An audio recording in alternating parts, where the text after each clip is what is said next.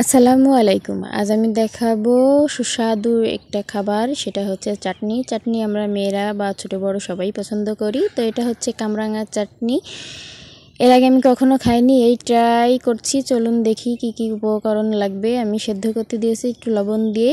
তো এবার ফোড়নে দেওয়ার সময় আমি রসুন, ঝাল আর তেজপাতা দিয়েছি, পাঁচফোড়নের গুঁড়া দিয়েছি, এটা টেলে নিয়েছি আগে। তো এবার দিব শুকনো ঝালের গুঁড়া, হলুদের গুঁড়া, বিট লবণও দিয়ে নিয়েছি সাথে। তো এবার তেঁতুল দিয়ে নিয়েছি, এই যে দেখতে পাচ্ছেন। তেঁতুলের পরে আমি একটু মিষ্টি করব, এই জন্য আমি একটু গুড় দিয়ে নিয়েছি। দিয়ে এবার একটু ভিনেগার দেব, যাতে রেসিপিটা অনেক দিন ভালো থাকে। তো যাই হোক, এবার কষে আসলেই নামিয়ে ফেলবেন, মানে পানি না থাকলে। এই যে দেখতেই পাচ্ছেন আমার ফাইনাল লুক।